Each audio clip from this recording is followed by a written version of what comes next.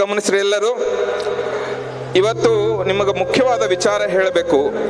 ಬಹಳ ಸಂದಿಗ್ಧ ಪರಿಸ್ಥಿತಿ, ನನ್ನ ಜೀವನದಲ್ಲಿ ಅತ್ಯಂತ ಕಷ್ಟದ ಸಂದರ್ಭ ಯಾವುದು ಅಂದ್ರೆ,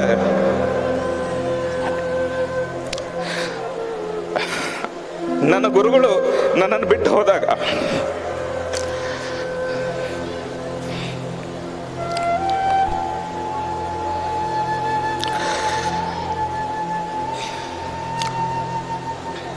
ಅಂಥ ಸಂದರ್ಭದಲ್ಲಿ ಕಾಲೇಜಿಗೆ ನಮ್ಮ ಆಯುರ್ವೇದ ಕಾಲೇಜಲ್ಲಿ ಒಂದು ಸಮಸ್ಯೆ ಆಗಿತ್ತು.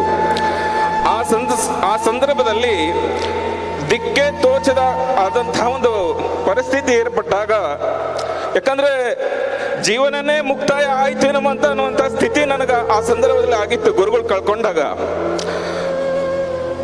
ಆ ಸಂದರ್ಭದಲ್ಲಿ ನಮ್ಮನ್ನ ದೇವ್ರ ಅಂತ ಬಂದು ಕಾಲೇಜನ್ನು ಉಳಿಸಿಕೊಟ್ಟಂಥವ್ರು ಯಾರು ಅಂತಂದ್ರೆ ಮಾನ್ಯ ರಘುರಾಮ್ ಭಟ್ ಅವರು. ಸರಿಯಾದ ಮಾರ್ಗದರ್ಶನವನ್ನ ಮಾಡಿ ಕಾಲೇಜನ್ನ ಯಾವ ತರ ನಡೆಸಬೇಕು ಏನು ಗೊತ್ತಿದ್ದಿಲ್ಲ. ಅಲ್ಲಿ ತನ್ನ ಗುರುಗಳು ನಡೆಸ್ಕೊಂಡು ಅವರ ಅಧ್ಯಕ್ಷತೆಯಲ್ಲಿ ನಡೆಸ್ಕೊಂಡು ಹೋಗ್ತಾ ಇದ್ರು. ಅದನ್ನ ಹೇಗೆ ನಡೆಸಬೇಕು, ಹೇಗೆ ಅದನ್ನ ಅಭಿವೃದ್ಧಿ ಪಡಿಸಬೇಕು, ಯಾವ್ಯಾವ ಕ್ಷೇತ್ರಗಳಲ್ಲಿ ನಾವು ಅಭಿವೃದ್ಧಿ ಪಡಿಸಿದಾಗ ನಮ್ಮ ವಿದ್ಯಾರ್ಥಿಗಳು ಆಯುರ್ವೇದವನ್ನ ಇಡೀ ಜಗತ್ತ ಅಗಲ ಮಾಡುವಂತಹ ವಿದ್ಯಾರ್ಥಿಗಳಾಗಿ ರೂಪಾಂತರ ಆಗ್ಲಿಕ್ಕೆ ಏನೆಲ್ಲ ಮಾಡ್ಲಿಕ್ಕೆ ಸಾಧ್ಯ ಆಗುತ್ತಂತ ನಮಗ ನಿಂತು ಆ ಸಂದರ್ಭದಲ್ಲಿ ಆಯುರ್ವೇದದ ಬಗ್ಗೆ ಮಾರ್ಗದರ್ಶನ ಮಾಡಿದವರು ಮಾನ್ಯ ನಮ್ಮ ರಘುರಾಮ್ ಭಟ್ ಅವರು. ಹೀಗಾಗಿ ಅಂತಹ ವ್ಯಕ್ತಿಗಳು ಈ ವೇದಿಕೆಗೆ ಬಂದು ಗುರುಗಳ ಆಶೀರ್ವಾದವನ್ನ ಪಡ್ಕೊಳ್ತಾ ಇರೋದು ನನಗೂ ಕೂಡ ಬಹಳ ಸಂತೋಷ ಆಗಿದೆ. ಒಟ್ಟಾರೆಯಾಗಿ ನಮ್ಮ ಗುರುಗಳು ಕಳ್ಕೊಂಡಾಗ ನಾವು ನಶ್ವರರಾಗಿದ್ದೇವೆ.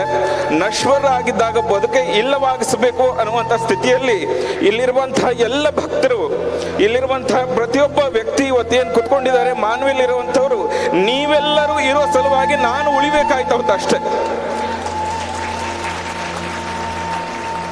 ನಾವಿದ್ದೀವಿ ಅಂತ ತಿಳ್ಕೊಂಡು ನೀವು ಭರವಸೆ ಕೊಟ್ಟಿದ್ದ ಸಲುವಾಗಿಯೇ ನಾವವತ್ತು ಏನು ಮಾಡ್ಕೊಂಡ್ಬಿಡ್ಬೇಕು ಅಂತ ಅನ್ಕೊಂಡಾಗ ನೀವೆಲ್ಲ ಶಕ್ತಿ ತುಂಬಿ ಇಲ್ಲಿ ತನೂ ಕೂಡ ನಮ್ಮನ್ನ ಮಗನಗತೆ, ಇವತ್ತು ಗುರುಗತೆ ನೀವು ನಮ್ಮನ್ನ ಗೌರವಿಸಿ ಈ ಮಠವನ್ನ ಇನ್ನೂ ಎತ್ತರಕ್ಕೆ ಬೆಳೆಯುವಂತೆ ಮಾಡಿದ್ದೀರಿ.